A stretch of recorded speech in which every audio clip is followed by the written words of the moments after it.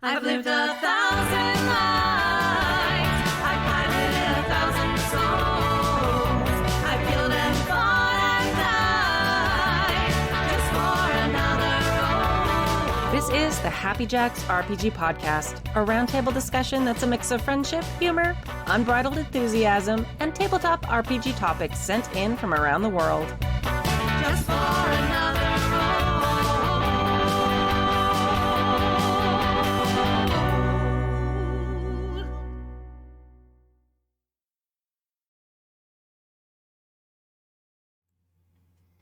Hello, and welcome to season 33, episode 18 or 19 of the Happy Jacks RPG podcast. My name is Kimmy. I'm Jay.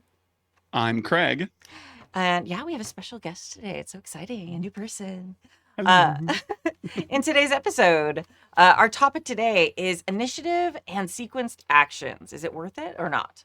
And our emails, we have Old Uncle Fox from the Discord asks how to avoid always being a supporting character with your PC. And Wes from Indianapolis shares a GM success story.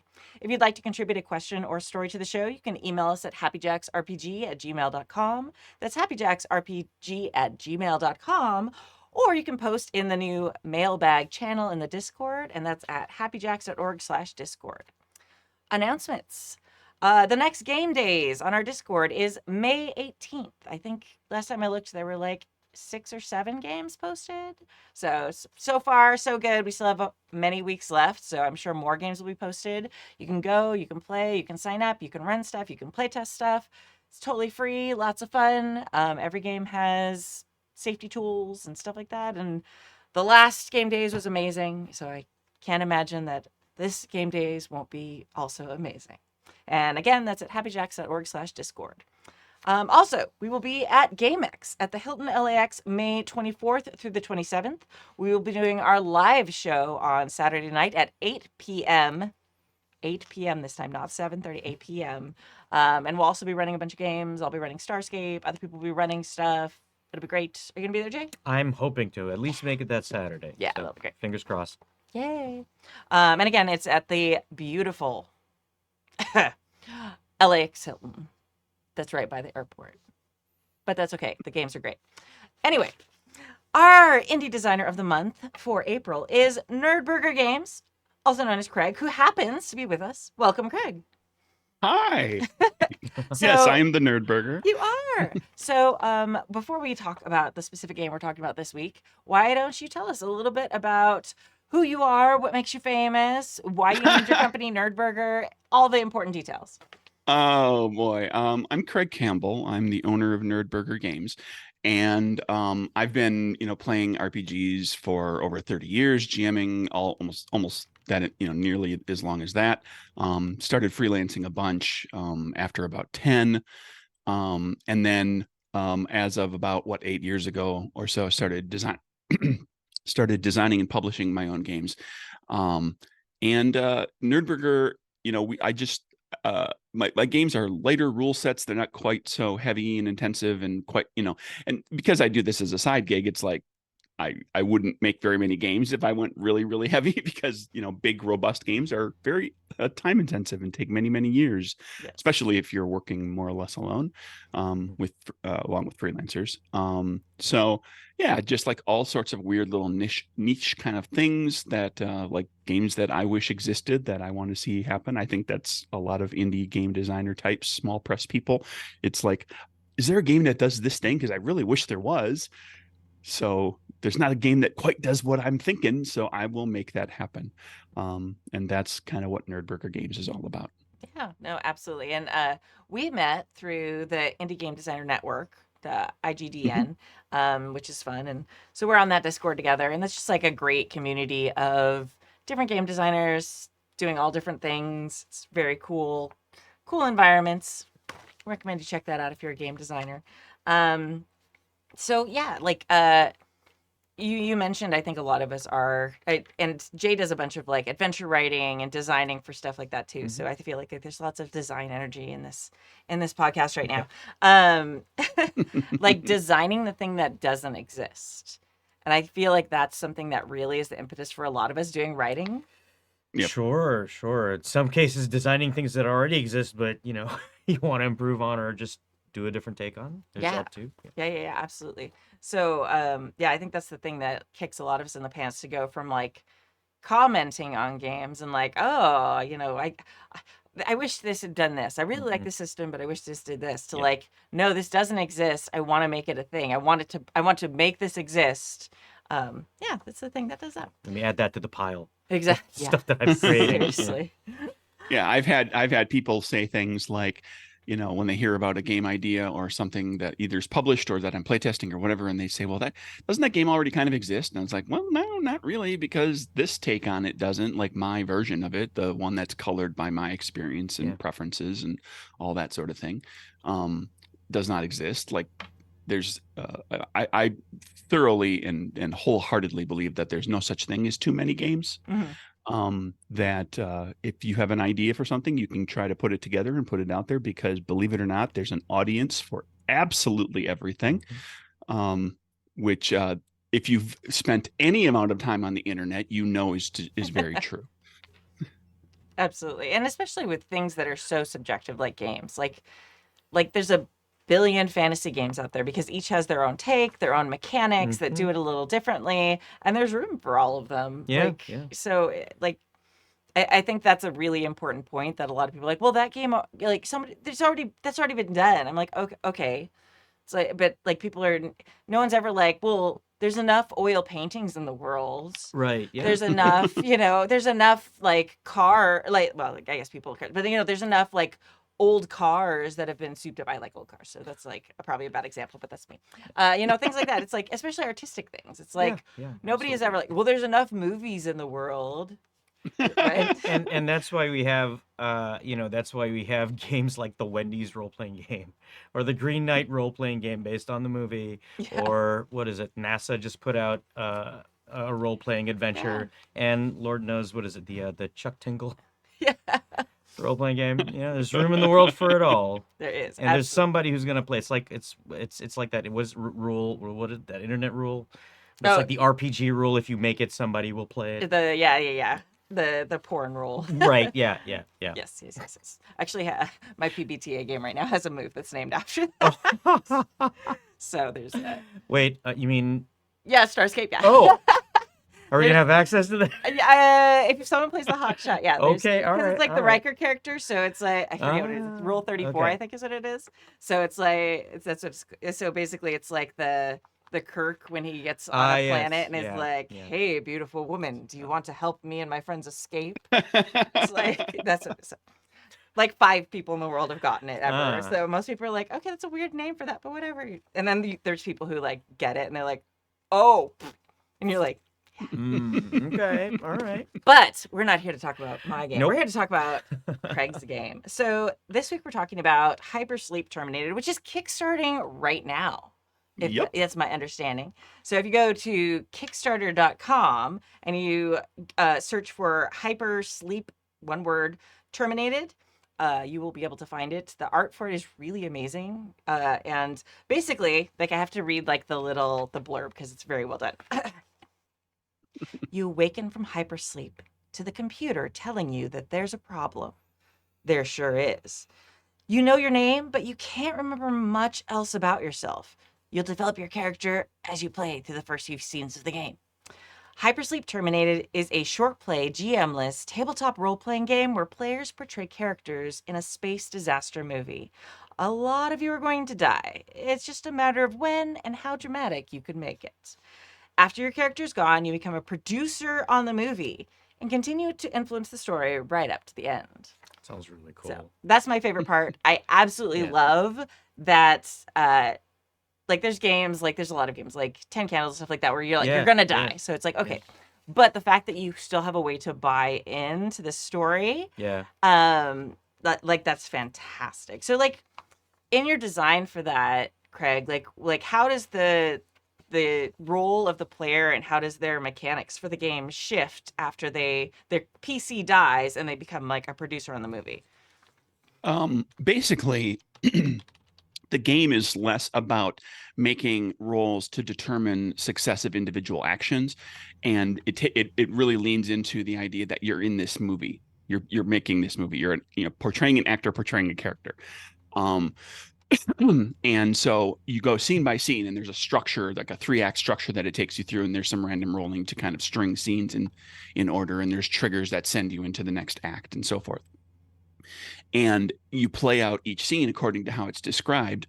And at the end of the scene, everybody who's in the scene makes a check for their character that's dictated by the structure, and it determines whether your character has things turn out well for them in the scene or not turn out well for them in the scene. And you can interpret that into like, well, we had a scene that was all about having an argument. And so I rolled well, so I succeeded in the argument, which means I won, or at least I feel like I won, right? So I come out of it with confidence. Where somebody else, they failed on the roll, so their side of the argument, they lost, or they feel like they lost, or they got humiliated a little bit or something. And then each of those outcomes, success or failure, causes different things to happen with your pool of dice. You start with 6 dice in your life pool, and that's your whole dice pool. Whenever you make a check, you roll that whole pool. Oh wow. And so but the results that everybody rolls determines what happens to dice pools, and it slowly whittles them down in different ways. And when you run out of dice, your character dies, and you narrate how that happens in the scene where you lost your last die. And then you become a producer. And when you become a producer, 3 things happen. One, you don't make checks anymore because you're not playing a character. You instead have producer points that you can spend to affect this story in different ways and affect the players and the characters. You can still be the director in the game, where basically the sort of GM-y side of things, the kind of determining what the scene is and everything, that rotates around, and everybody gets a turn at that. And then you also have each disaster that you play has a unique what's called a wrap rule, because when your character your character doesn't die, they are wrapped, as in that's a wrap for your character. Because you might not get killed, you might get like captured by the space pirates or something, or possessed by a ghost or something.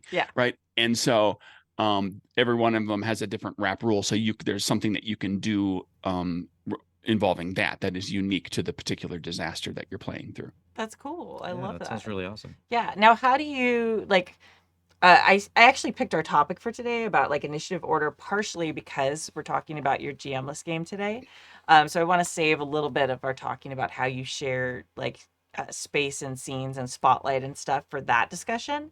But how do you balance between like in the game, you're obviously creating the story of this space disaster, but then you're also having like kind of the meta layer of what's happening on sets. So like how did you as a designer balance those two things?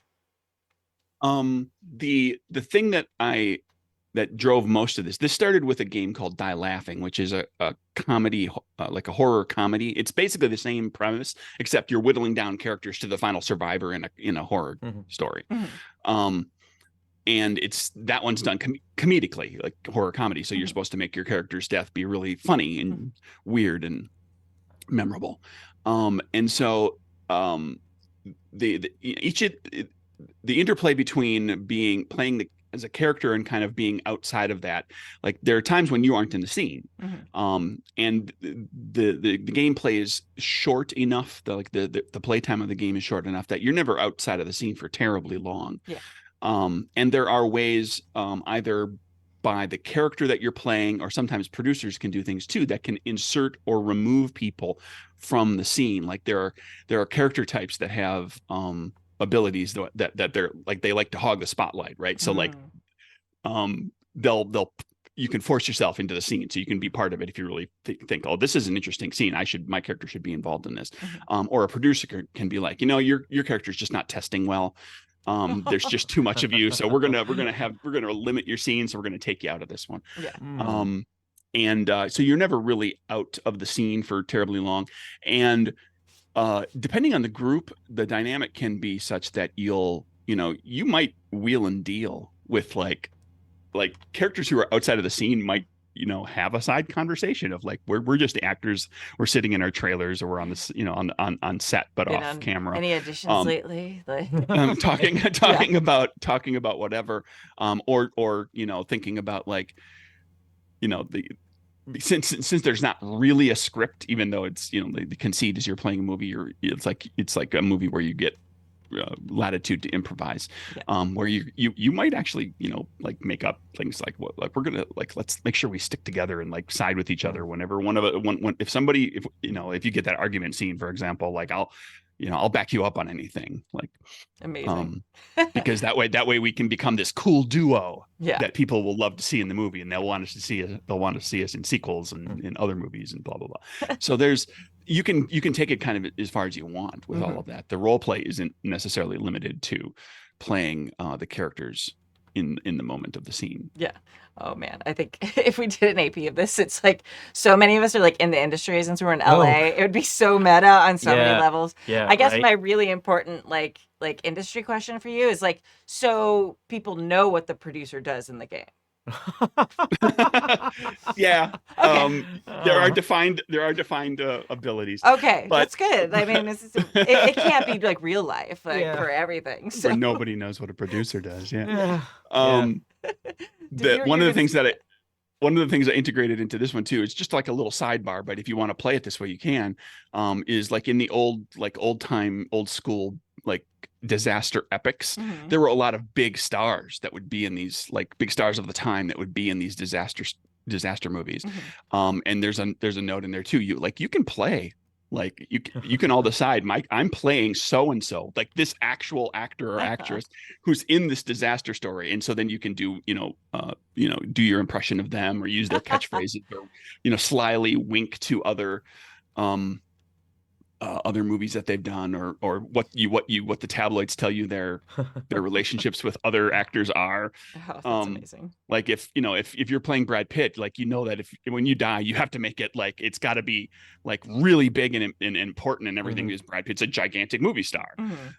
So he's not going to do some little side character who just kind of dies off screen or something. He's going to be like it's going to be a big blowout moment. Yeah. And he definitely gets a producer credit. So it makes sense that after they're he's all, out of and the then movie. you're all executive producers too. Yeah, exactly. That works that way too. Sure, when your character is gone, then you become not just a producer, but an executive producer, because that's usually the title reserved for. It's reserved for a number of different people in the film industry, but certainly the big stars who are in the movie oftentimes get that credit as well. Yeah, exactly. You were gonna, Jay, I cut you off. I'm sorry. No. That's okay. But what I do want to comment is that James V in the chat mentioned Ernest Borgnine, and I was about to say Ernest Borgnine, and what was it, Poseidon Adventure? I think. Yeah. So good. Yeah, I saw when I was researching and looking at all these movies, I saw like this cast photo of everybody from like the big names from Poseidon Adventure, and it's like all these really classically handsome Hollywood guys. Yeah. And they're almost always like they're posed like it's a guy and a girl together, man and woman together. And then there's like Ernest Borgnine, and like, I mean, fine actor, but definitely the odd man out in that particular cast photo. Yeah. So how do you deal with the GM-less aspect of that? So what's the mechanic in your game for directing? I guess directing is like specific for really very apt term for a game about making movies, but like how do you kind of have some sort of organization or control, or so it's not just like a cat fight or like grabbing for stuff, like when a piñata bursts for moments. Well, it's the story, the play of the story, the play of the game focuses very much on just kind of, since it's very heavy role play heavy and just description and narration heavy. And then you make that check at the end. So the GM, the director who's taking on this kind of GM-ish role, doesn't have to do a bunch of adjudication of dice rolls and everything. Like the dice rolls are very specific. So it's more of when you roll up a scene that's going to happen, you just tell the players in the scene what that scene is, what it's called, any sort of setup to what it is. Whoever's the lead player for that particular scene, because every character kind of gets a spotlight as you rotate that around too. They decide who's in the scene with them, Oh. based on what they what they know about the scene. And there's certain restrictions, like certain scenes everybody has to be in, certain scenes it's only going to be 2 or 3 characters. And then it's every scene, not every scene, but at least some of the scenes also have little blurbs of like a special director rule, like a little, here's a thing you can do if you choose to insert into the scene, but otherwise you are just kind of making sure make sure that everybody stays on track with what the scene is about. And if it starts to feel like you've gotten to a good wrap up point, or if somebody like, knocks off a good zinger of a line that like, that's a perfect spot for the scene to cut. Yeah. Then you can do that, and you can, and so it becomes a question of like, how long does the group want the game to go? You can play a game in like just a couple hours if you keep it really hopping. But you could, play for 3 or 4 hours if you got really heavy into the role play, and the director just kind of always lets everybody go for a while. That's awesome. Very cool. Yeah, and it's already it's already way overfunded, so you should definitely go still support it. I'm not saying not to go support it, but it's always nice to know when you go to Kickstarter that some things are really going to happen. Like there's none of that, well, will it fund? Will I be excited about a thing and then not have it? But like, right? Because I was looking at it and it's like, it's you've surpassed your goal. Yes, and it's of a scale of like size of project for me that it's effectively ready. Like you'll get your game pretty quickly. Yeah. There's not a lot left to do. It's the Kickstarter is primarily covering production costs and shipping and whatnot, and then kind of reimbursing for the time and effort and the art, the art and the editing and the graphics and everything that was already put into it. Yeah, that's it's pretty much unless it's like something like from like a really well-known company. That's about the only type of Kickstarter I still back now. It's like stuff that's like just about done. Gone are the days of like, hey, I have this idea for an RPG that will come out. I'll have it done by next year. It's like, oh no, I know how that goes now. Yeah. I'll be commenting in 5 years, like, hey, so. Yeah, it's and I think we're all the better Kickstarter's. For it, so.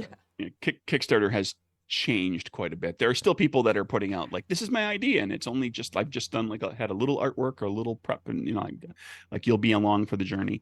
And there's people that back those. But there's certainly quite a lot that if people are established and they're using Kickstarter to kind of just make sure that they don't like financially have problems.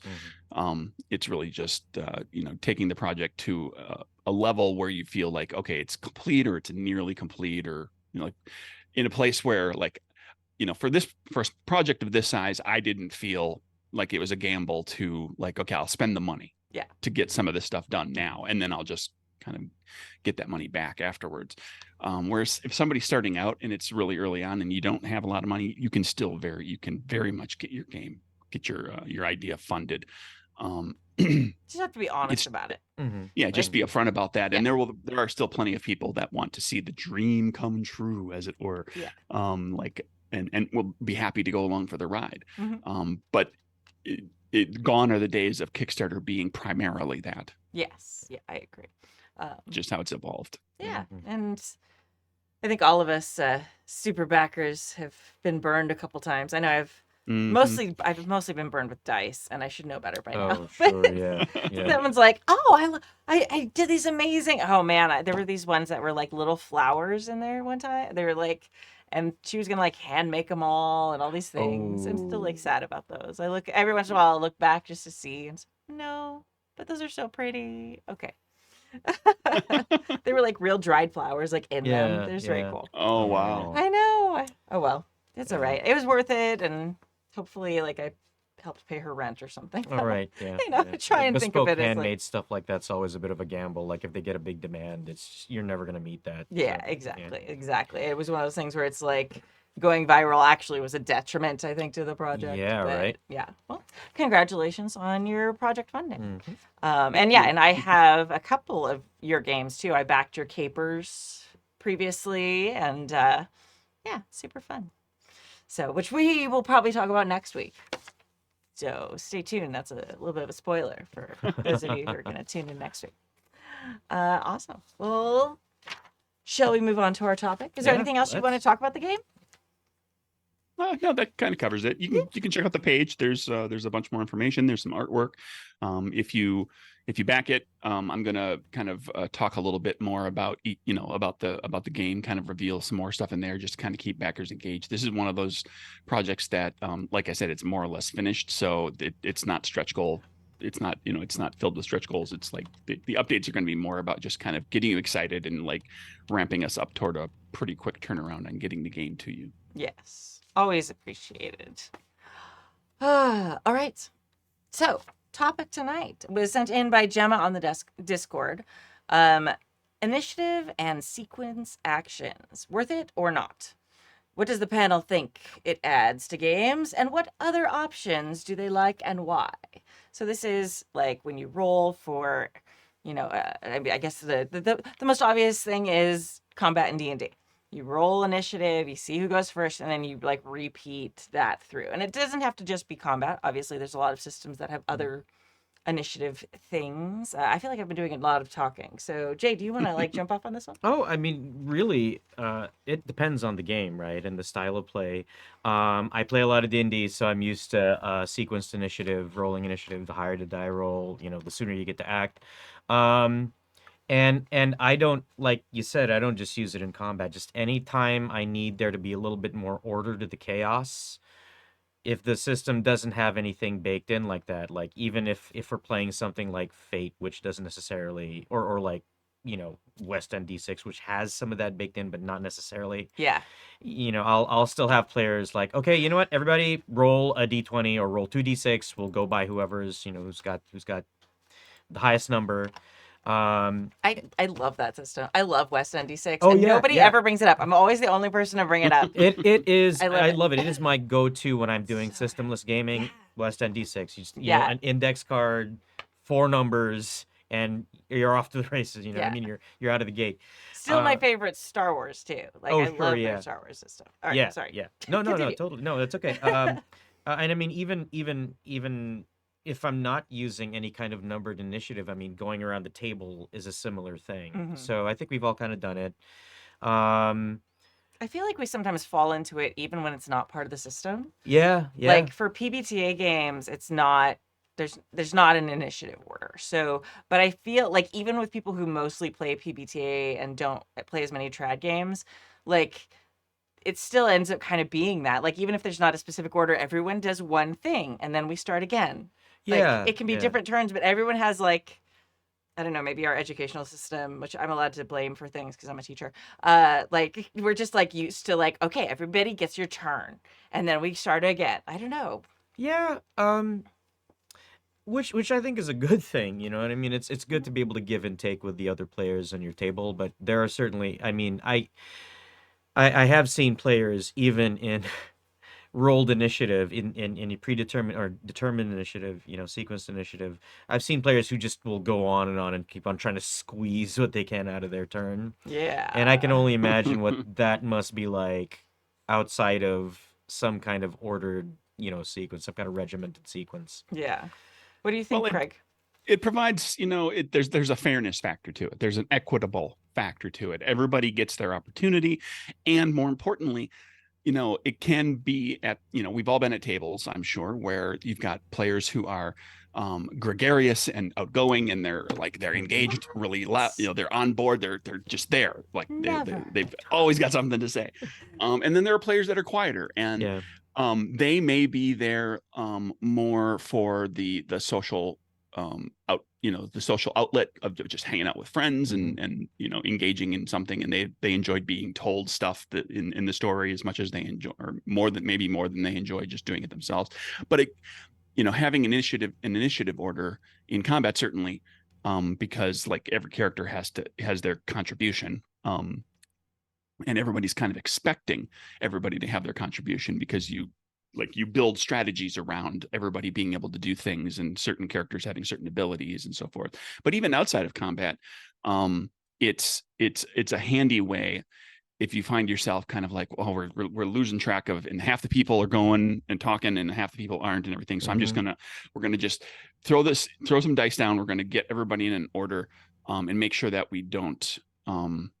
It quietly reinforces the idea of let's make sure everybody gets their moment, and gives a pause moment for the person who, the player at the table, who perhaps doesn't interject as easily as some other players do, which is, like Jay's comment about using it outside of combat. Like that's a perfect description of perfect situation for it to be used there. Is it makes sure that everybody gets their moment, and hopefully, as a GM, you're keeping track of and making sure everybody, check in with that player who's been a little bit quiet, make sure that they're engaged and contributing as much as they would like.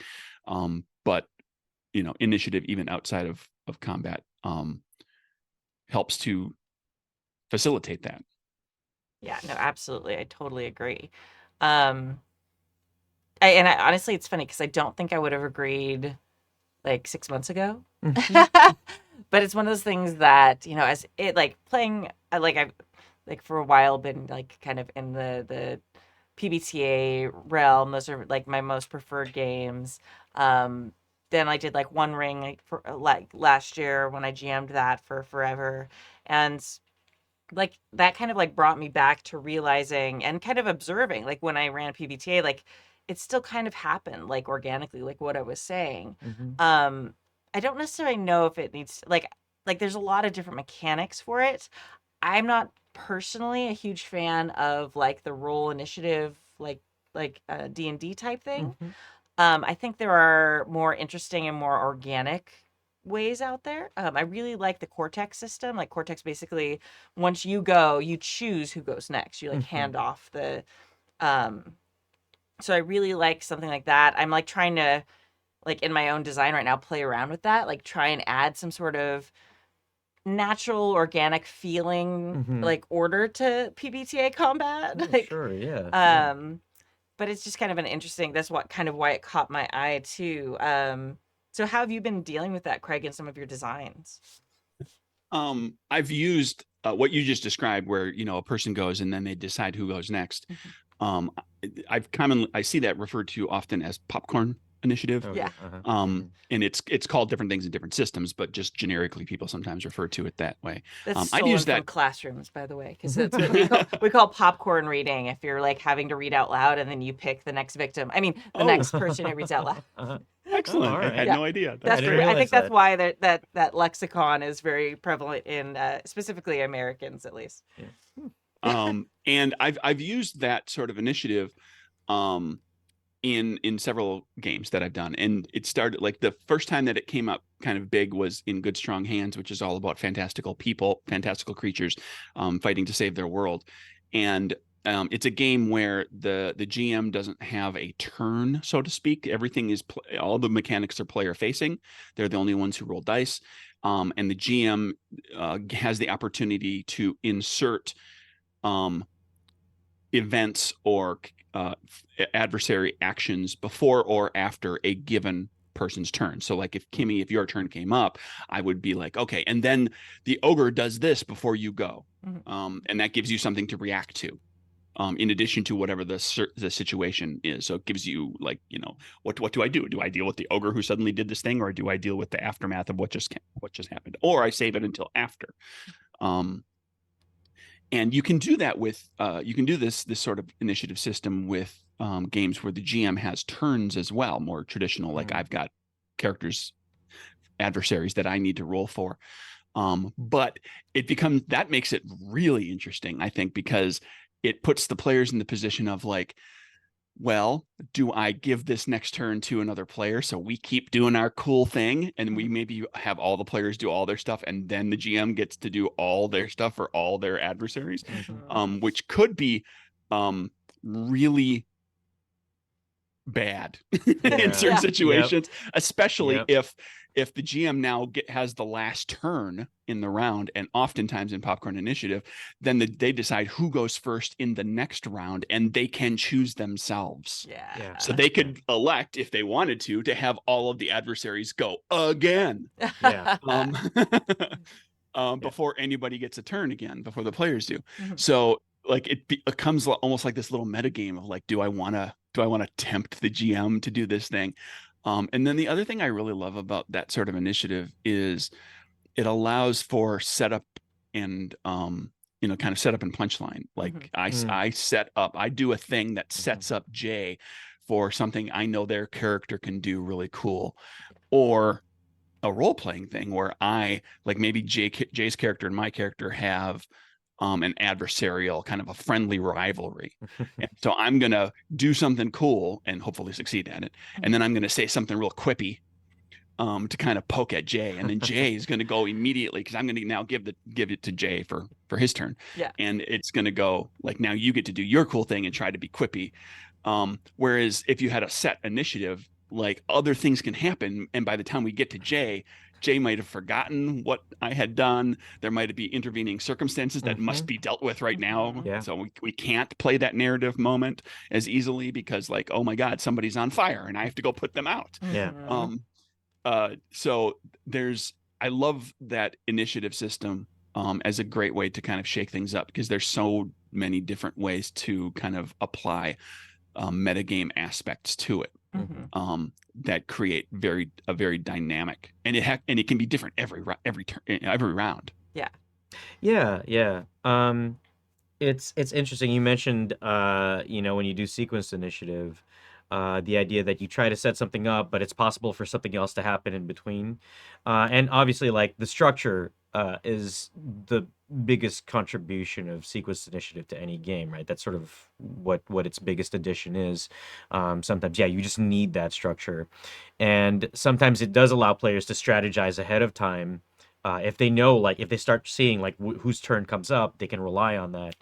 Um, but that also allows the DM to surprise the players by having the monsters do something they might not expect, even within that structure. So you do still get levels of surprises. It's interesting how it in some extent, to some extent, it does force the DM to really kind of stay on his toes, stay on their toes, excuse me, be creative about how they play the game, how they rule the game. When you do see, tick, tick, tick, that checklist going down and it's coming to play this particular player's turn. I know that player's going to fireball. How do I spread things around, so on and so forth. Yeah, I think that's why you see that more in like more rules heavy games, because it's a lot harder to do that freeform stuff in something like D&D where there's so many mechanics, especially in combat, to try and like keep track of and stuff like that. Yeah.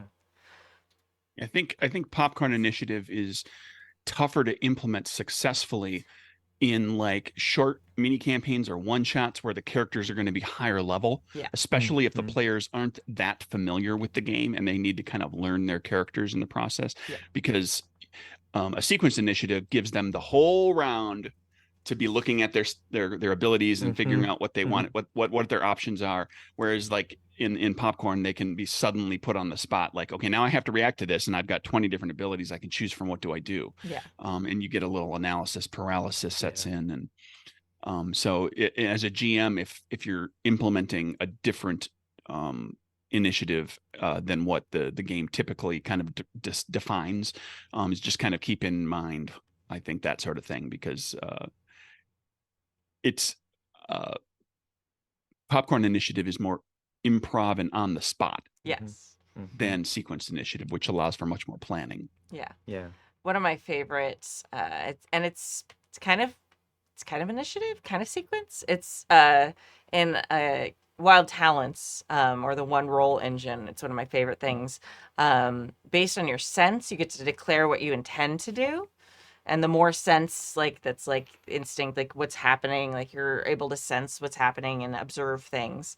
The more you have, it's actually like later in the process, you get to you declare your action basically. And then everyone rolls at the same time. And then what you roll determines what happens first or last or whatever. So it's really interesting. The combats are, at least to me, like still the most cinematic of any combats you do. First thing, because it goes really fast because everyone rolls at the same time, but it's very much like it captures that superhero fight where it's like, oh, I'm gonna, like I'm Hawkeye, I'm sorry, really tired. I can't think of anything. I'm gonna like shoot with my arrow. It's like, oh, but Hulk, got a higher number, so they like smash the wall. So the guy you were aiming at like actually falls before you loose your arrow. So sometimes your actions end up not coming to anything because your arrow flies through what is now empty space as the Yeah. person's falling. But it's really like fast and interesting and very unpredictable. So That's I cool. love that you kind of get to declare what you want, but you have no idea what's actually going to happen first Yeah. or second. And like those little like domino effect of different things as people do other things. And it's very interesting to have at the table. It's very fun. Yeah, that's cool. Yeah. That's It's a cool. gamble kind of thing. Like Yeah. you're gambling on everything kind of coming in the order that you want. And like you said, some things sometimes, there's nothing for me to shoot at. Mhm. But when the sequence of events plays out just perfectly, so that the thing you were going to do now happens, and it's happening at like the optimal moment, like Mhm. everything that needed to happen happened already. Yeah. That's really satisfying. Yeah. So nice. Like yeah. when that does happen, it's like it's like rolling a crit. Like Yeah. Yeah. and it seems rarer Mhm. because it requires multiple things to happen just so. It's like that magic moment at the table, though, where like everybody's things just came together. It's just Yeah. like the perfect moment. And it's funny because as you play, I mean, like I don't love it for everything, but it's really great. Specifically, I love the Wild Talents take on the system that's superheroes because like as you play more, like just like a superhero team, you get better at like kind of using the mechanics of those, that one roll engine of knowing, okay, well, you roll more dice, so you might like you start getting better at predicting what will happen and like the percentages of stuff, so you actually get better at combat as a team and not getting in each other's way, like mimicking how a superhero team would get better at working together. It's kind of interesting. Yeah, that's cool. It's a very meta way of looking at it, but I don't know, I love that. So Yeah. so I think overall it seems like we are in favor of initiative and sequenced actions, especially for things like we've been talking a lot about combat because that's where most systems have it. How do we feel about, like, I know you, Craig, you talked a little bit about things outside of combat. So how do we feel about it outside of combat? I think it can feel it really depends on the group and what the group is looking for, but Mhm. it can feel it's more structured, and it can feel more structured, and it can feel a little bit more like sequence and playing, like I'm taking do step 1, do step 2, do step 3, which not every group, like we do that in combat. That's where I'm happy with it. Mhm. Like I don't necessarily need that to be the case in every part of the game, but I have no issue with a group, with if I was GMing a group and everybody decided I wasn't planning on it, and everybody decided, hey, let's keep a sequence outside of combat as well. I'd be like, okay, that's fine. I have no problem with that. Mhm. We'll roll for maybe you handle the sequence, rolling for the sequence a little differently, like depending on the situation. We're at the this gala event, and we all have chances to schmooze with other people. So roll charisma, everybody. The most charismatic person is going to have is going to have like have everything on deck. They're going to be ready to talk to somebody, to schmooze, to get information, to get a favor, or whatever it is they're looking to do, and they'll be able to go immediately because they're ready for that situation, or they can delay their turn if they decide, I'm going to wait until so and so gets here and then I'll go. And so you can shake it up. It doesn't have to be dexterity or agility or whatever based. It can be appropriate to the situation. Yeah. A lot of systems have like story points or token systems and stuff like that too. Especially like that's something that's starting to appear a lot in a lot of GM-less games, where like you use your story token or whatever to kind of take control of the scene or things Yeah. like that. Yeah. I kind of like, it's not exactly like initiative or sequencing, but it does, like we were kind of going back to earlier, have like force kind of sharing of turns and giving different people the spotlight by having some sort of mechanic where Yeah, or you like can an economy. yeah, Yeah. exactly, something like that, where like there's a bunch of different examples of that, but like Good Society has like a system similar to that and things like that, where it does kind of share the responsibility outside of like combat scenes and like give different people moments where they're like in charge-ish, things like that. Yeah.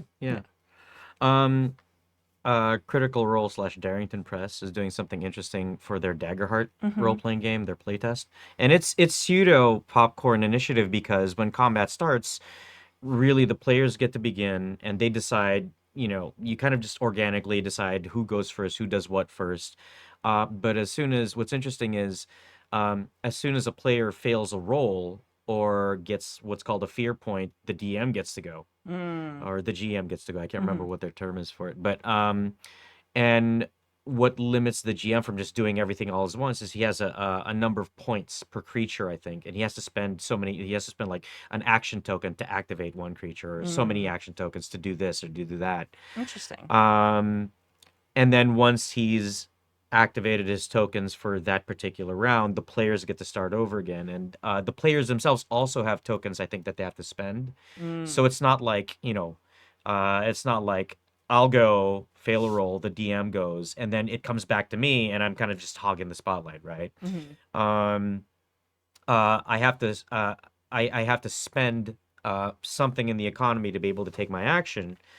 And I can't do that again until everybody else has done it. Interesting. It's a pretty neat way of handling initiative that feels a little more a little looser than just again going down that list. And I've seen it work in actual plays. I'm gonna finally get to play test it this week, so I'm looking forward to that.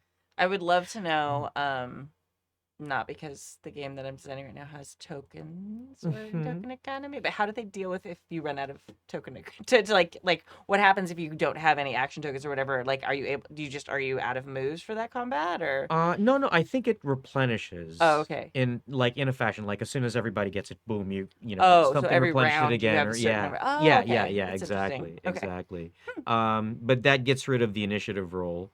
It does let players, strategize to some extent, like you were saying with Popcorn Initiative, passing the mic, so that players can kind of combo move, Craig, and but there's that unpredictability where if that combo move sort of fails at the offset, the GM can interject, which is pretty neat. It actually feels really good. It's so interesting because like Spencer was designing a bunch of PPTA games for a while and things like that. So it's always interesting to kind of break apart Daggerheart and see the pieces that he was inspired by and pulled from different games and things like that. Because that's very PBTA. Like you fail and that's when the GM gets to do a thing.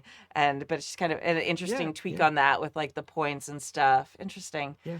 It kind of reminds me of, it's not exactly the same, but I was very inspired by a game called Undying, which is a very little known game that by Magpie Games. It's about vampires, but there's no dice in the system. It's like a diceless PBTA game where you have a certain amount of blood and you have to spend blood to make moves, but then you have to feed again to replenish your blood. So it's very it's very similar to there's a certain number of points and you can use your points however you want, but when you're out of those points / blood, you can't do anything else until you go replenish that blood by feeding. And then there's just all these interesting things about it. There's a lot of, I'm not going to say it's a perfect game or maybe even necessarily great or good game, but that particular piece of it was very inspirational. And I feel I don't know, I've never seen a major release of it, so I feel it was one of their ash cans that kind of got put up, but then I don't know. But yeah, it's just a game that has inspired a lot of very interesting thought in my design, even though I don't know if I would ever actually play it. But it's always fun when a subsystem like that feeds off of, pardon the pun, feeds off of the conceit of the game. Yeah. You couldn't do the feeding on blood to get your action points kind of thing in every game, but it's very appropriate to a vampire game. The way we think of vampires is that, they have to feed occasionally. So I can only do so much and then I have to feed occasionally. Yeah. So yeah, if you can find a way, if you're designing or if you're just house ruling and want to use like something different in a game, if you can find something that is thematically appropriate, even if it's a little clunky or a little like people are a little resistant or anything, if it's thematically appropriate, Yeah. that wins a lot of battles. That Yeah. that gets people on board Yeah. with the idea Mhm. pretty nicely, because it becomes like, oh well, now I'm even my initiative subsystem plays to the theme of the game. Yeah. Yeah. I love too that it's like so often like the tokens or whatever in systems represent something nebulous, like you get pennies or you get, Yeah. you know, inspiration. It's just like, this is something about your character doing better. I love that, like, it is something like physically in the game that's measurable in the game world.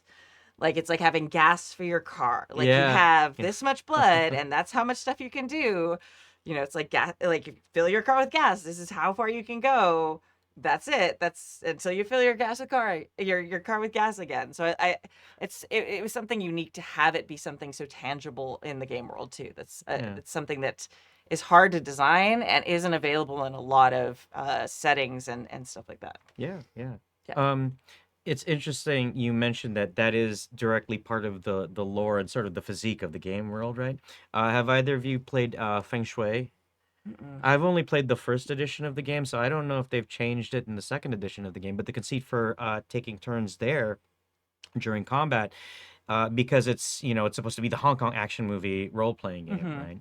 right? So each round is called a shot. So you have shot 1, 2, Oh, 3, okay. 4, 5. You determine your order for the first shots, like which character is going to go first, which NPCs or antagonists are going to go next, so on and so forth. But each of your actions that you take determines where in the shot list you're going to be next. So this action is easy. You'll be there in 5 shots. Mm-hmm. This action is a little more complicated. You'll be there in 8 shots. Oh, okay. So it actually changes the order based on like what each person is doing. I don't know if you've played Final Fantasy X, that sort of departure from the active time battle system. Yeah, yeah. It felt like that. And it was a Interesting. really interesting, cool way to do it that was again baked into the not quite the lore, but the conceit of the game. Yeah, so does it work sort of like skill challenges where like you have to get a certain amount, like for each shot you have to get a certain, or like maybe I'm misunderstanding. No, Because like skill challenge, like I'm not explaining for you, I'm explaining for people who maybe haven't played a version of D&D that has skill challenges, because there was challenge. literally one of them. yeah, Like it was yeah, just 4E, I think. yeah. But basically a skill challenge is like you set a certain number of like successes, and then like the party can kind of roll kind of whatever they're good at. Like, okay, you need X number of successes to escape from the guards who are chasing you. Yeah, before this many failures. Yeah. So even if you're like not great at running, you could be like, okay, I dropped something behind me to trip the guards or things like that, and then you'd roll kind of whatever you're better at than running. So you may not be great at athletics or whatever. I don't really play very much D&D anymore, so maybe that's not a thing. But but so yeah, so once you got a certain number of successes before a certain number of failures, your group succeeded. No, it's not. Okay. It really, it's the order of things. So if Got you it. think about it, not so much as think about it like slots or like pegs on a board. Mm-hmm. And as you take action, your peg drops down to the next I level of see. pegs. But depending on on the complexity of your action, Mm-hmm. you drop down fewer pegs or more pegs, and that lets other people who are doing less complex actions, they get to move Oh. quicker down those pegs, so they may get to do more things than you do. I see. Okay. Um, And the goal is for everyone to get to a certain. No, that's Oh. just how it kind of counts Okay, down. That's how interesting. it proceeds Yeah, forward. yeah. And you do that until the fight's over, until everybody's, been shot up or decides to run away, or until there's They something that happens win? that ends the scene, Yeah, quote yeah, unquote, okay. Interesting. That's fascinating. So I Okay. mean, if you think about it like an action movie, there's somebody there diffusing the bomb. Mhm. You're going to get more shots on the people who are having the fist fight next to them than the person who's defusing the bomb. So the people doing the fist fight might trade blows for Oh, 3 okay. shots, Mhm. and then you see a shot of the person defusing the bomb, Got and then it. 5 more shots of the people turning blows, and then Interesting. it That's it is very interesting. That was a very unique sequencing system. I feel like I would need a pegboard for like if I was GMing that, like I'd need to be like, okay, you're here, Yeah, you're yeah. here, like yeah, interesting. You need Huh. one of those little hand clickers. Okay, now we're There on you go. shot Oh, sure. 17. Yeah, yeah, yeah. Who's on 17? Nobody. Yeah. Yeah, 18. right. Okay, Yeah. 19, and then you keep going until somebody says, "I'm on 19," and they take their turn. Yeah, that's You awesome. can certainly do it that way. I don't think it necessarily has to be like, we're not necessarily counting shots, but like, Yeah. okay, here's the next shot. I'm here 5 shots from now, 2 shots from now, so on and so forth. That's very cool. Yeah, Hmm. yeah. It was very interesting. very neat. Yeah, I love just interesting things like that, and Yeah. especially when it like again, like we were just saying, it's so thematic to Yep. having a kung fu fight movie and like yeah, I don't know, that's very cool. Yeah, yeah. Yeah. The last thing, I mean, I don't know if we're ready to move on. The last thing I will mention about sequence initiative, the detriment it adds is that players tune out. Yeah. That is the biggest challenge that I found is that, oh, I did my turn. I'm done with my turn. I'm going to do my own thing. I'm going to be on my phone. I'm going to look through my stuff. I'm going to read through the player's handbook. Yeah, You know. especially with bigger parties. And I mean, like I'm gonna own like it's kind of a shitty move as a teacher to be like the popcorn reading is seen as like the bad thing, but it makes people pay attention. Yeah. It makes Yeah. it so everyone in the class stays paying attention because they don't know when they're gonna get called on to read. And you can see, because most of us have the role where once you get called on, you can't get called on again. You can see the people once they finish their reading, they're done because they know, oh, okay, I don't have to worry about it. Yeah. I mean, Yeah. At having least the for a while. yeah, at least for a little while. Like I mean, I have a class of 36, so very Oh. rarely will someone get called on twice. So you'd have to be reading something really long.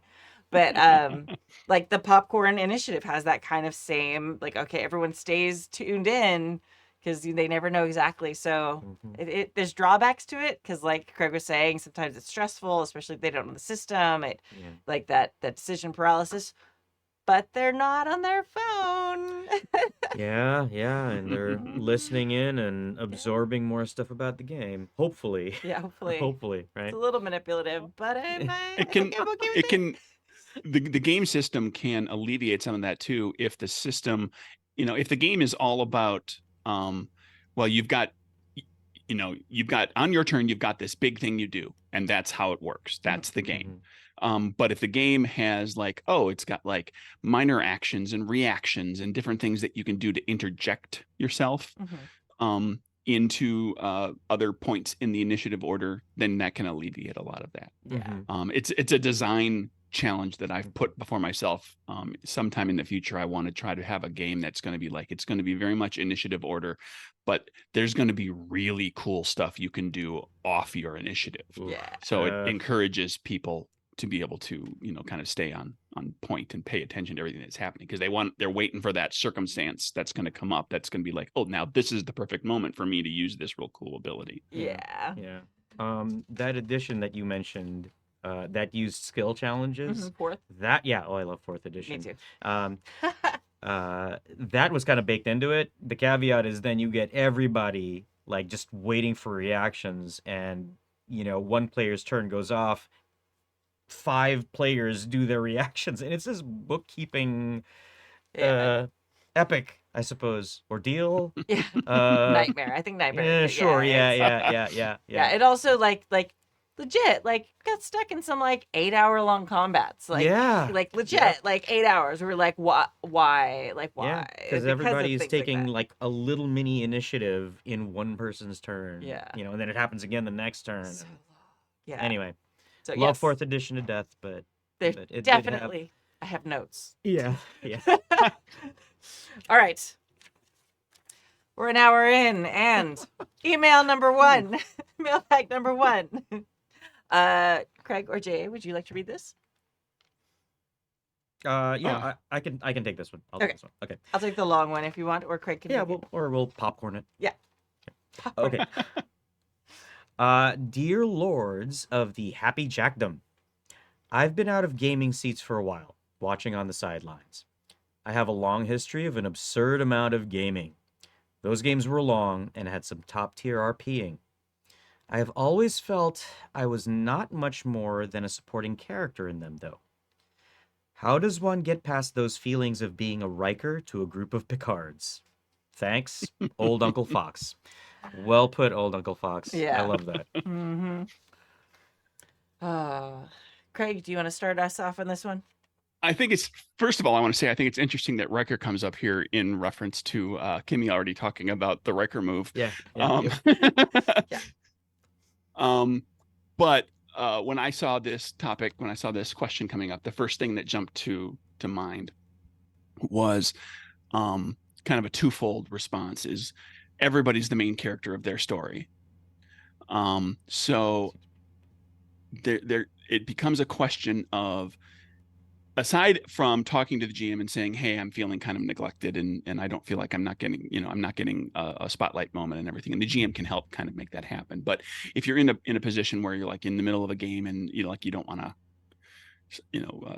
sidetrack the the situation, to talk to the GM, is to find, give some thought to what it is about what's going on that is your thing in that moment, and reframe everything from like, oh, well, we're all this group of like super powerful combatants who are taking on this incredibly powerful vampire, and I'm this support character. I'm not a super powerful combatant. I'm a character who, like, you're a healer, or you're a sidekick to somebody, or you feel like you are.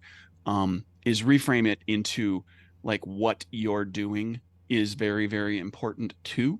And the two examples that I think of quite a bit when I think of this idea is in there's an episode of Buffy the Vampire Slayer called The Zeppo, where the core characters are literally fighting to close the Hellmouth. The Hellmouth is threatening to open underneath the library in Sunnydale. But they have sort of sent Xander away because he's the one character who has no special knowledge or superpowers, because it's too dangerous. You can't be here, Xander. And meanwhile, Xander is having a whole adventure where what he ends up doing allows them to do the thing that they were doing. If he had failed, they would have all died. Because he stops somebody from doing something really terrible at the school. And the other version of that is, there are people who will argue that while Aragorn's story is very important and Gandalf's story is very important, and many will say Frodo's story is the most important in Lord of the Rings, I am a stalwart believer that that story is about Sam. Sam is the main character of that story, because Frodo would have never gotten to where he got if Sam had not chosen to go with him at the river, if Sam had not guided him through Moria, if Sam had not warned him of Gollum, if Sam had not come back and followed after Gollum got and Frodo pushed Sam away. And the moment that always chokes me up and kills me every single time I watch it to this day is on the slopes of Mount Doom, when Sam says, I cannot carry the ring, but I can carry you. And Frodo only gets there because Sam got him there. And so if you're feeling like the supporting character, that's okay, because the supporting character is probably doing some things that are absolutely necessary to the success of the group. So reframe it in your own mind about, it is your story for you personally, in your little movie, in your little brain, while you're at the story. It's about you. It's very much about you. Yeah, 100%. Yes, 100% with Sam. Like, I'm a big Lord of the Rings person. I don't know. I think you're the only person probably here who doesn't know that, including all the listeners. But my child may or may not be named after something from the Silmarillion. But is the answer to that question. You may or may not know Quenya. Yeah, I may or may not. I do. You can't put it on a resume. When I did One Ring, it was funny because like I knew Quenya, and then my like other person who knew Tolkien super well knew Sindarin. So it was like both of us are like, well, we both know Elvish and we can't talk to each other. So, it is what it is. But yeah, no, 100%. And owning that, and I like you talked about how I mentioned Riker. Like, I watched a lot of sci-fi in the last couple of years. But like it's one of those things where you've got, I think I'm in the movie mode because we talked about your game. But like with these TV shows, you've got like the A plot, and then you've got what's called like the B plots, which are who's dating so-and-so while we're fighting the thing in the nebula, or the big space crystal monster, or whatever it is. And these people are fighting, and why are these two, Picard gonna get with the chick and archaeology dig, all these things. But there are episodes that focus on each character. And if you are always feeling like a supporting character, yes, you absolutely should be helping throw the spotlight on the other people in your party. Carrying Frodo, helping the ring, all those things. But you should also have your moments that are yours. And that's true. Like, Riker has episodes that are about him. Mhm. Like, Sam has, moments that are about him, and like he's talking to Rosie the first time. There are scenes that are focused on the quote, supporting characters as well. And if you're not getting any of those, that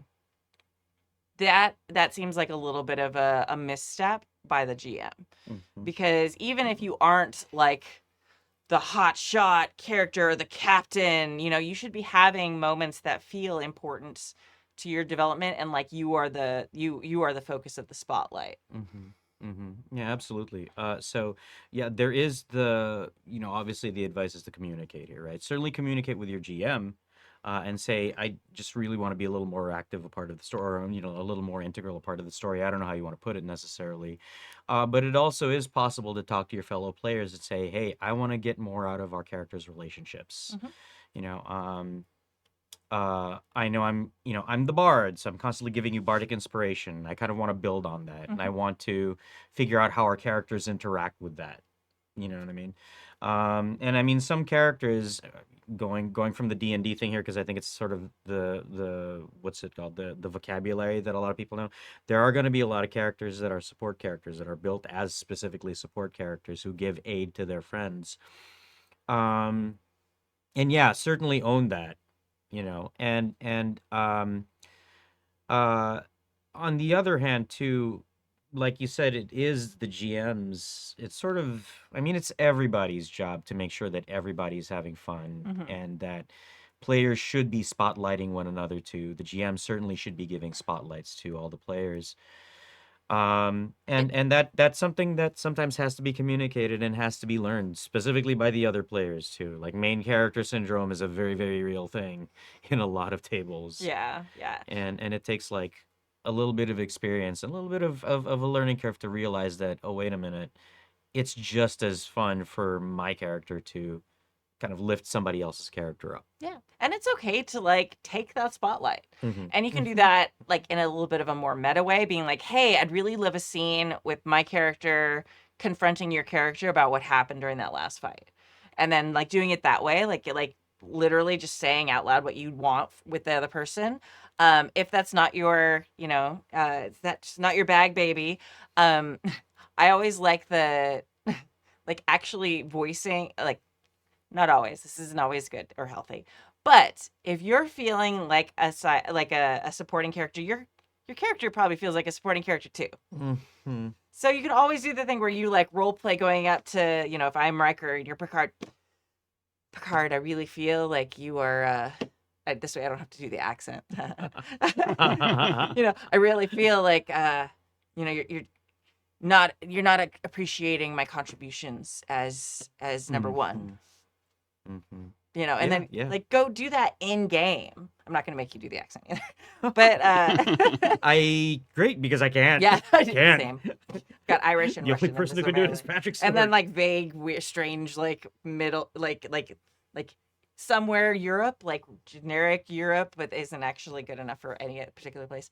But so like having that conversation in character, Mhm. as long as you're making sure it's like from your character's point of view, you're not using your character to voice your own personal angst. That's a very important distinction if you're doing this in character. Don't be like we've all been at the table with like the couple who's fighting and their characters start arguing, and everyone's sitting there going, this isn't about the game at all, and none of us Yep. want to talk. No, we're just gonna sit here awkwardly. Mhm. I'm gonna go get some beer. I'll be back. You guys keep doing this. Like, don't be those people. Yeah. That's the best advice ever. And And keep in mind, it's entirely possible, especially if it's a group of friends that you all kind of know each other and socially hang out. And it's entirely possible that the GM and even the other players are just not aware that this is happening. Like you can just bring it, call attention to it. Um, they, like I know I fall into the trap plenty often as a GM. Like everybody comes back to the table every week. Everybody seems to be engaged and interested at the table. Everybody looks like they're having a good time. So, if it's not broke, don't fix it. But if something is broke, then they're just not recognizing it. It's, you can bring it up.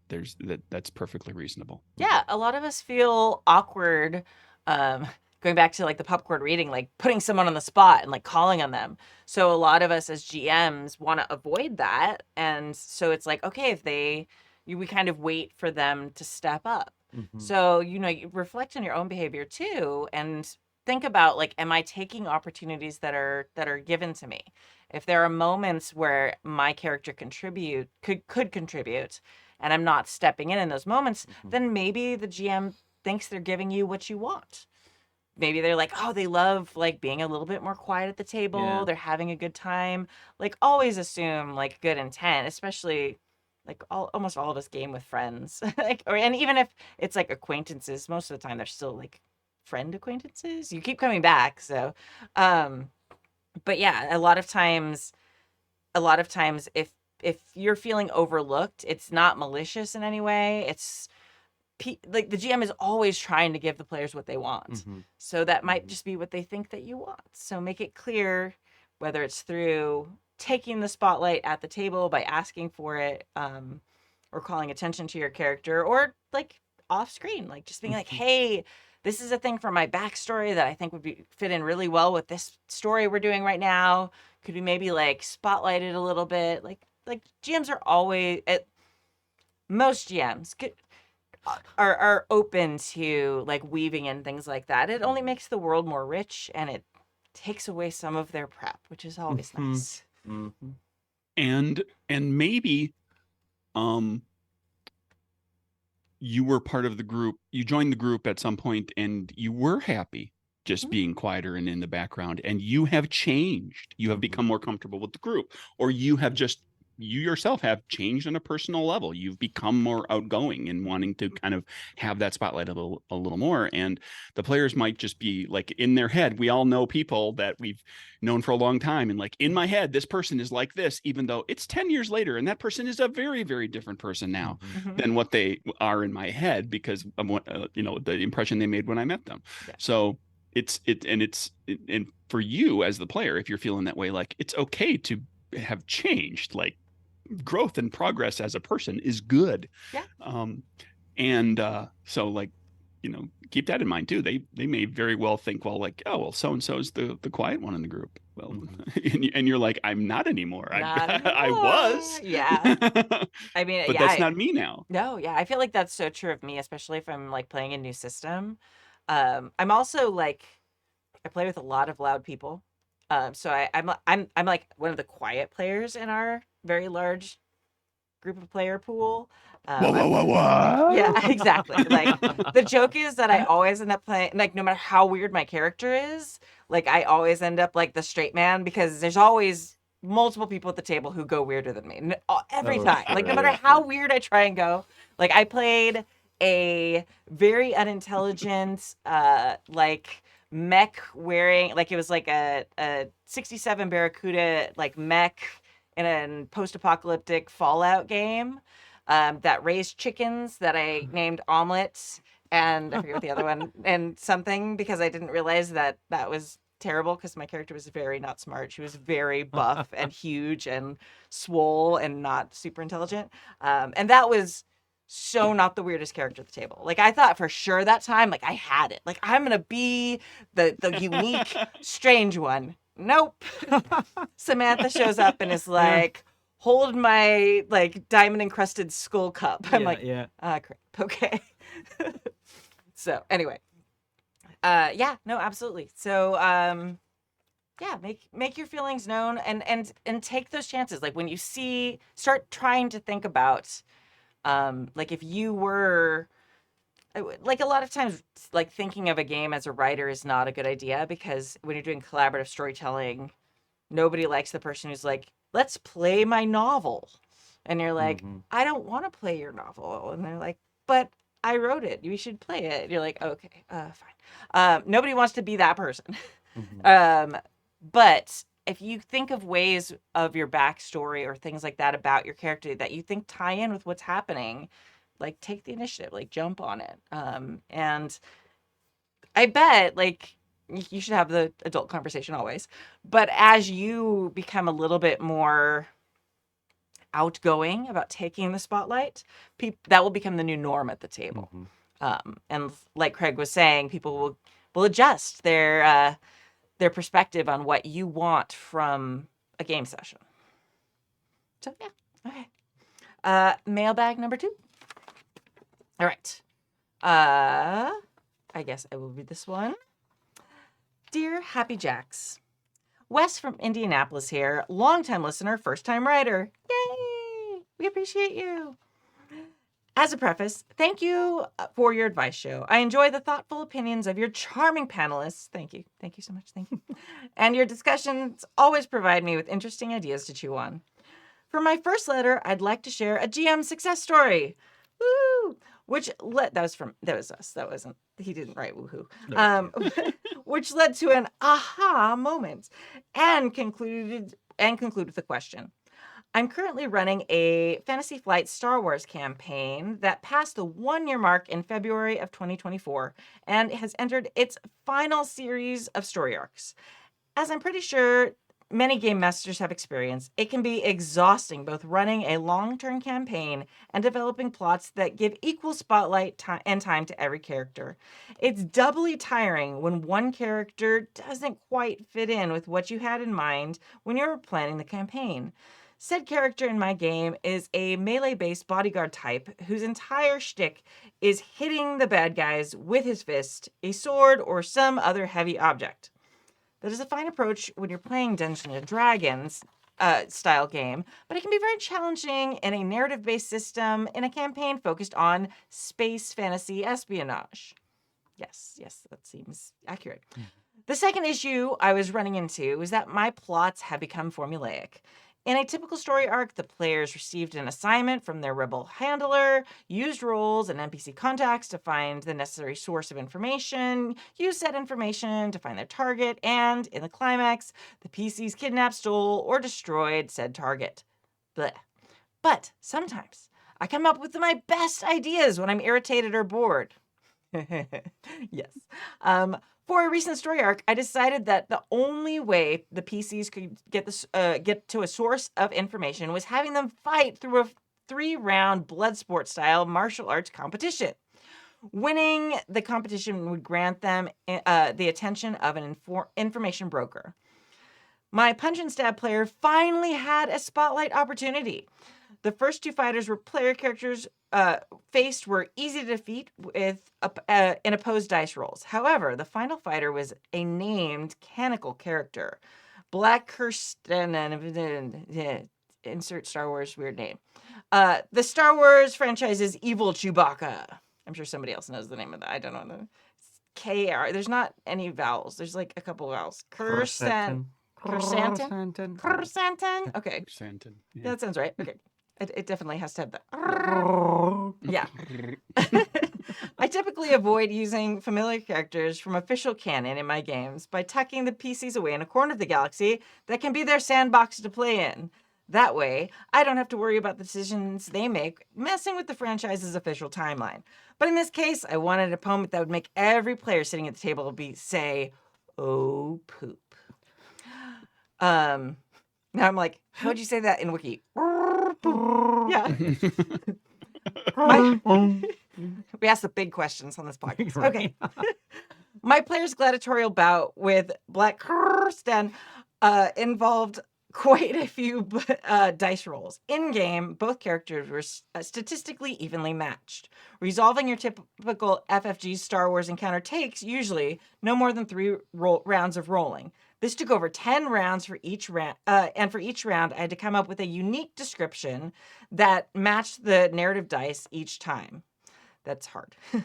The bout ended when the rolls for Black Kristen resulted in so many threat points. I'm just so amused with Morris for that. Appearing on the dice that he passed out from exhaustion, rather than the PC defeating him with a knockout or a cannon violating death. My precious cannon must be maintained. This felt thematically appropriate. The PCs technically defeated this terrifying opponent, but only by rope-a-doping him rather than beating him up. That was the success story. The corresponding aha moments derived from 2 points of realization. Point 1, if your game has become repetitive, make what is normally a routine activity for your players into a challenge. Point 2, if you have a player that isn't being given enough spotlight time, make a challenge a task suitable for their character. Finally, my question. What is the best ways you've found to wrap up the final season of a campaign? When I started game mastering, after the last dice roll and the death of the boss monster, I would simply raise my hands and say, and we're done. Thanks for playing, everybody. Later, I tried reading a couple of paragraphs of pre-written text outlining the major events of the campaign setting after their victory. Most recently, I have asked each player to give a brief synopsis of what their character does following the events of a campaign. Some of my players provide good responses, others seem to be put on the spot and just hem and haw. These are all fine options, I guess, but they seem to lack the celebratory punch of completing a story that everyone has participated in for over a year.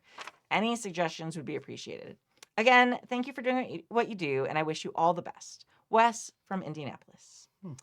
Wes, thank you so much for writing in. We appreciate you, long-time listener, first-time writer. Write again. Okay, anyway. And congratulations on being able to complete multiple campaigns. Oh, yeah.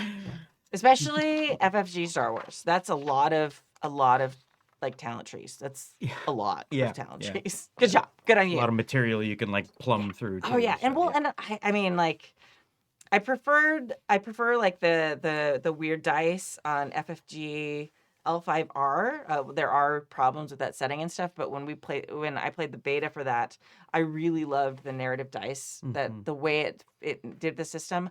I didn't find that they've changed, I think a couple of the number of sides of the dice on a couple of them slightly for the FFG Star Wars. And I just felt like it didn't quite mesh as well. But yeah, I am a fan of the really hard to get, although they've started printing them again, the FFG Star Wars dice. Yeah. For a while they were like coveted, and I had like a whole box of them, and I was like slowly doling them out to people who asked. Captain Kurt in Alaska, I promise I have an envelope that has your name on it. I just have to I have to put it there. Sorry. They're coming eventually. I will eventually remember to put them in the mail. But yeah, anyway. Got way off topic there. But ending a campaign. It's hard. So how did we end our One Ring? I sunsetted out of that before you ended. Oh, that's right. Yeah. But your final episode was like, it was a fitting thing for your character. You had this amazing monologue that you like thanked each character, and I have no idea to this day how much of that was like improv, how much of it you'd planned. Like, please tell me. I hadn't planned any of it. Okay. I just, at the time, I was kind of just like sitting in sausages, sausages, hobbit pants.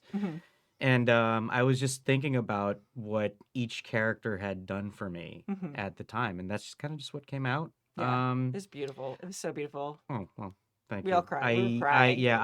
I really, I think that is the most of my heart and soul that I've ever poured into any character, like in any moment of role playing that I've done. So it was a wonderful experience. Yeah.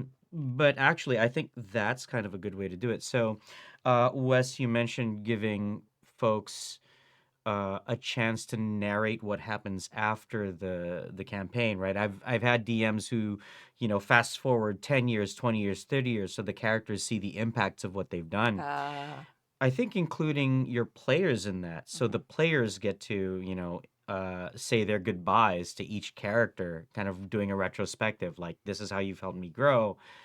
I remember when I did this for you and it felt really great. I think giving everybody a little bit of spotlight time is a good way to end a campaign. In addition to just again simply sort of narrating what happens. Yeah. And if you're not doing that in game, I think maybe not just saying here's what happens, we're done. Let's grab a celebratory bottle, of whatever your favorite drink is, whatever your drinks of choice are. Let's pop that and let's just sit here and just talk about, let's reminisce about everything from when we started to when we ended. Maybe we'll go backwards in time and kind of remember key moments and how we felt about the game. Just kind of doing a little post-mortem like that, however formal or informal. It feels great. Kind of like what we did for One Ring too. It was nice to be able to just talk about everything. Yeah, yeah, it was super good. And I like that too. I love having the characters do epilogues, like long-term epilogues, which when you're talking about elves is a lot longer than other epilogues. But but you need to give them a heads up. Yes. Yeah. I always gave I usually give the players, okay, this is going to be our last session. At the end, I am going to ask you to kind of, say what happens with your character. So that way they have like a couple days or the day to think about it and plan it. That way you're not putting them on the spot so they can kind of really decide. And there's been campaigns where I was a part of where you got to write it out. Obviously for APs, it's like we write things. It's not so great for a podcast form, but I remember writing an epilogue for one of my characters where it was like she was this amazing warrior and then she ended up like dying in childbirth because that just fits like her story and like how that went. And then it was just like everyone was just like, oh, and that was a campaign where like everyone ended up like with one of us ended up super happy and then everyone else had like this we're amazing heroes and then we all have like kind of tragic or bittersweet ends after the campaign. But yeah, I love like what you said. You framed it so well. Like seeing what the effects long term of what they've done are. Craig, what do you do? It's interesting that the writer here, Wes, said like there's do the music swells, the end, dun, dun, dun, dun. And then there's the version where the GM kind of provides an epilogue, and then there's the version where the epilogue is provided by the players, and you can certainly combine those two. And those are kind of the three, like in game, those are kind of the three big narrative ways to end the story. There's not a lot of other choices. I like your idea, Jay, about like taking it to the taking it out of the gameplay, the game world. You're like it's you are the ones playing the game, so have that moment of reflection and celebration, everything. Maybe even just take a whole section in between that that campaign and the next one to be like, okay, we're gonna just have fun. We're gonna hang out. We're gonna have some food and drink, and we're gonna talk about like how great that campaign was. And just and that way you as the GM or the new GM coming in or whatever has a little more time to prep. One of the things that I've thought about, and I haven't actually done it myself, but I think it could be fun to do to wrap things up, is and you kind of have to prepare for like how things might go at the end, because you don't necessarily know exactly how the campaign will wrap up. Is to put together a mini game. Be like, okay, and now you've done all of these things, and this is accomplished, and the big bad evil is stopped, or the meteor has been, the meteor disaster has been averted, or whatever. And I'm going to have each of you make some checks and roll on some tables. And you've got points that you can spend. Everybody's got a limited resource to spend to be able to adjust their, give themselves a bonus on the roll or adjust where they fall on the table. And we're going to kind of, use these prompts to develop what happens to your character. And it could include some stuff like Kimmy was talking about, like some bad, like, some tragic stuff. And I think this is, one of those things that like some players will really, they don't want to have that dictated to them. And if you're using a table of stuff, like that's requiring them to kind of acquiesce to that. So you can also tag in, like, if you want to play the game and roll the dice to see what happens with your character, you can, or you can just look at the list of stuff and just pick the thing that seems most appealing to you, and just kind of build off of that and keep it more narrative and of your own agency. But I think a little mini game, especially in a game where mechanics played a big role, in the game where you had a lot of a lot of dice rolling. Having the conclusion and the epilogue of what happens in the future be a little mini game could be a lot of fun. Mm-hmm. One of the things I always try and do is I try in that last session to pull in like nostalgia and like heartfelt things from the campaign, or wrap up little storylines that maybe we'd forgotten along the way. Like maybe they get a letter from the first, they've like their first session a year or two ago was like, okay, you saved some farm from some raiding wolves or whatever. Maybe at like it's like in game it's 3 years later, you get a letter from the who used to be the little farm boy who lived there. He's taken over the farm now, whatever it is, and like, thank you so much, like you've changed our lives. Just little things like that. It's gonna be a weird call out, but recently I watch a lot of Bluey, which is a children's cartoon, which is literally the best written television I have watched in years. Like maybe with Fallout and Shogun like being my personal favorites right now, but like there's like 5 seasons, or there's like 4 seasons I think, of these like 8-minute cartoons, and I've been watching them with my toddler, and they're so well written, and they make you cry. Like I cry regularly because they are so well written in 8 minutes. And then they recently had like the season, or like the series finale, which was a 20-minute episode. And in 20 minutes, they made us cry. Like you went through this whole journey. And in that story were so many callbacks. Like my husband and I have been dissecting it. Like literally, like in one episode, like 2 seasons ago, they're all little dogs, right? So there's like these little like these little like bulldogs, and like in one season it's like they're like flying in a helicopter. He's like, look, oh, can you see my house? It has a pool. And like that came back and was like in the final episode, and all these tiny little moments that like this one character, like she was having trouble getting pregnant, which was like the focus of one episode. And like, they're dealing with how she deals with being around kids and things like that, but like in a kid-friendly way. And like in that last episode, like there's like a wedding and you see her and she's pregnant. And it's just like a little shot in the back, but like all these tiny little things, it was so masterfully written that they were seamlessly able to bring back into this final episode in 20 minutes. All that to say that I think there are things that you can take from well-written television that you can pull back in. And I think that like watching that episode, like with my family after watching this cartoon for so many years, was like a huge emotional experience, and like very like satisfactory and rewarding. And I feel like that's the case with a lot of like series finales that go well. And also when it doesn't go well, like a lot of that gets, people are always like, well, we never found out what happened with this character, or all these things. Like we got no closure or satisfaction. So I think if you can bring in like, you probably just ended some big story arc, but bring in closure or satisfaction, or that little moment from so-and-so saying they had a pool, like back in, having it be like a big plot point in the last episode or whatever. Bring that in, to remind them, because a lot of them, they probably haven't thought about that little boy on the farm like since the session after that. And just knowing like, hey, you made this big impact. And watch too, like when you're able to weave all that back in, watch how that then affects the epilogues that they say. Because I've seen that where I pull some little fact in or some little thing in from another part of the campaign. And this actually happened at the last episode, the final episode of our One Ring campaign, which went on for a really long time. And suddenly, like, it kind of like made its way into the little epilogues that they kind of had thought about. They hadn't written them out, but like prepared ahead of time.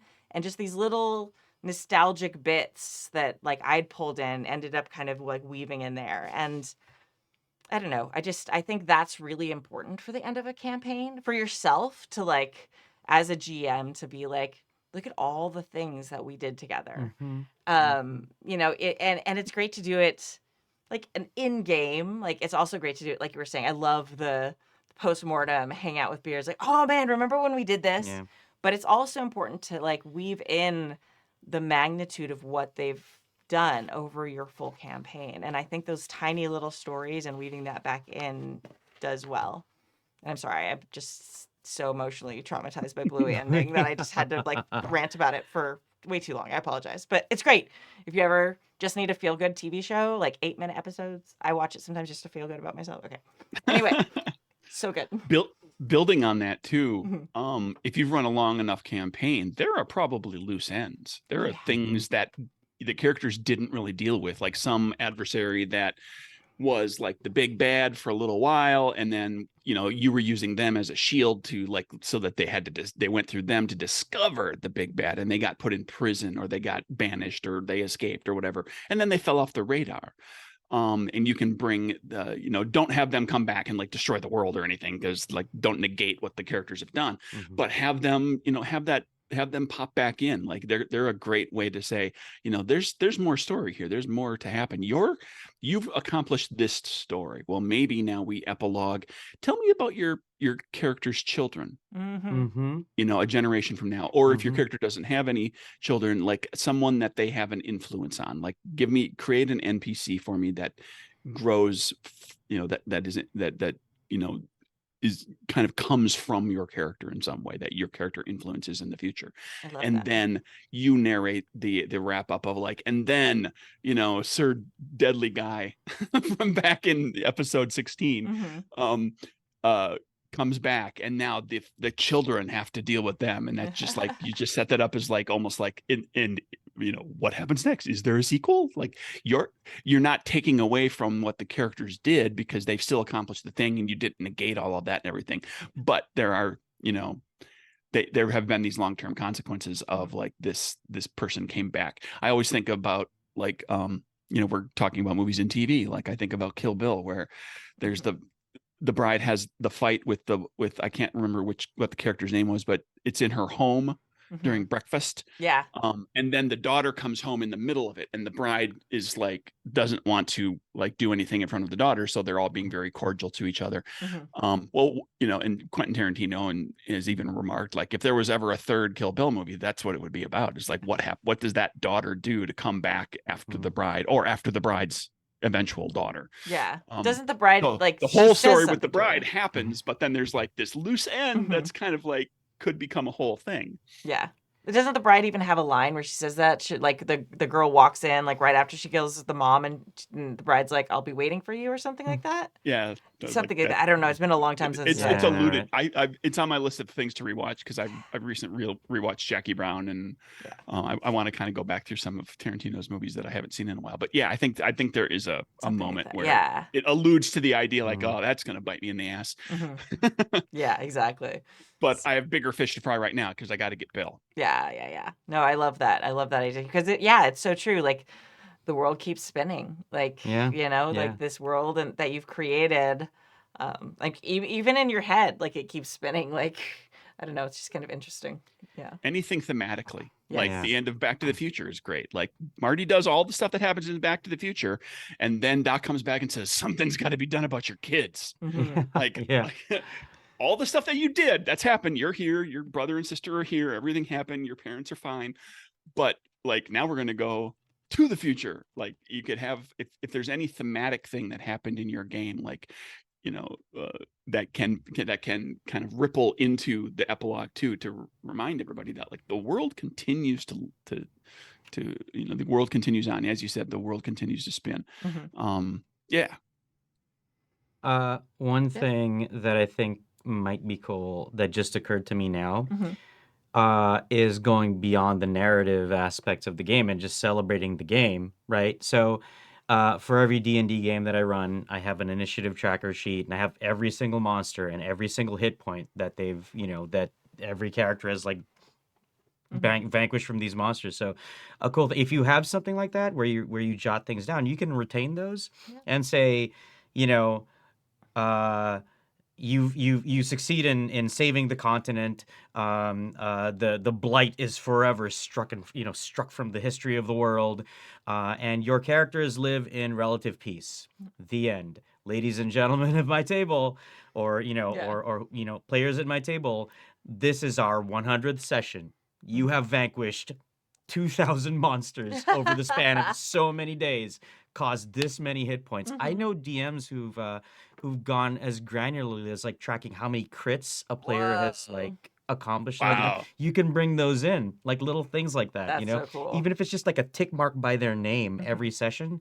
If you retain all that information, you can celebrate that later on too. Yeah, And I think I might think about bringing that into my games. that's amazing. Yeah. If you have the wherewithal and the means too, you could make that into an artifact. Like you could print that information Yeah. up.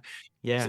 Sketches of maps that you drew in order to lay down the battle map, or Yeah. or like your initial sketch of the city or the kingdom or whatever, right? Yeah. The spaceship, and then just kind of put it all together in like a little multi-page book and be like, here's a record of this campaign, especially when it's a very long campaign. That'd be a really wonderful, and everybody's copy of everybody's character sheet at the end. Yeah. Oh, if you think of the it, end, you know, get a copy of their character sheet at the beginning, Hey. and then a character sheet at the end, That's and so have those cool. next to each other on the page, and create like this little artifact and print copies for everybody, or just give them a PDF of everything. Yeah, you know, maybe commission could some be art, really, really or cool. if you downloaded any art from online, just include that. I mean, you know, I'm not one for just wantonly using art, but if you get like art commissioned, or if you've drawn maps, that's a great one to include there. Yeah, exactly. I love Whatever's that. within your means. Yeah, precisely. Yeah. Yeah. Minerva has done some awesome art for different campaigns of ours, and it's and I love that. There's nothing like having like an art piece of your characters. And we have a bunch of them that from the olden days that are in the studio and stuff like that. It's always, I don't know, it's always neat to kind of like look back at it and just be like, oh yeah. Yeah. I don't know, it's so much fun. Awesome. All right. Well, thank you, Wes. Please write in more topics. This was a very fun one. Great episode. Thank you both. This has been super fun. Oh yeah. Thanks thanks to and thanks to everybody who submitted a topic or or a mailbag Do it more. item. Yeah. Yes. Thank you for joining us for season 33, episode 19 of the Happy Jacks RPG podcast. Please support our amazing indie designer of the month, Craig Campbell. You can find them at drivethroughrpg.com if you search for Nerdburger Games, or more importantly, right now, if you go to Kickstarter.com, you can search and find their amazing game. Find the notes. It's one word. I don't remember. Wait, where did it go? I'm looking at it. You can tell me. What is it? Oh, Hypersleep Terminated. Yes. I'm like, there's 3 words, and which one's Hypersleep Terminated? Yes. Which is a GM-less game about creating a space horror movie where your character probably will die, and then you get to become a producer on the movie. We talked a whole bunch about that at the top. Very, very cool idea, and I'm very excited about playing that with our very industry-heavy crew. Just have to make sure it's not like a SAG production. So right. we have enough people in SAG. We're probably just like, okay. Thank you to our chat mod, James V, and to our amazing Patreons who keep us ad-free and independent. You can join their amazing ranks at happyjacks.org/Patreon. My name is Kimmy. I'm Jay. I'm Craig. And today we're going to leave you with a song. We're going to leave you with the Agincourt Carol, which is about the Battle of Agincourt. And it is by the world famous Poxy Boggards. You can find their music at poxyboggards.com. All right, so thank you all so much, and we will see you next week. Bye. Bye-bye. Hi, everybody. Our king went forth to Normandy with grace and might of chivalry. Their God for him wrought marvelously, wherefore England they call and cry.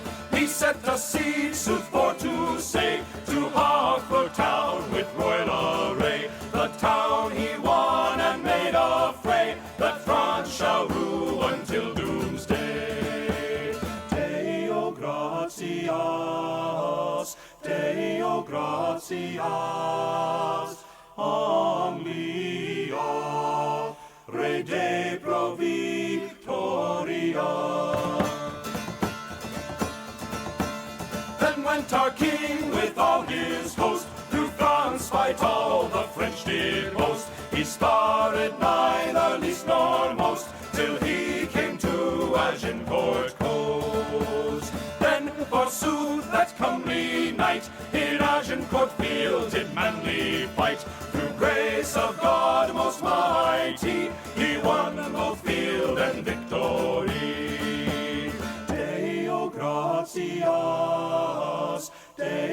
gratias, Anglia, rede pro victoria.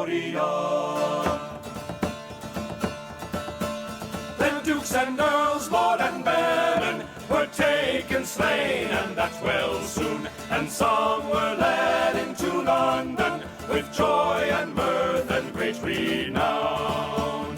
Now gracious God, he save our King, his people and all his good willing. Give him good life and good ending, that we with mirth may safely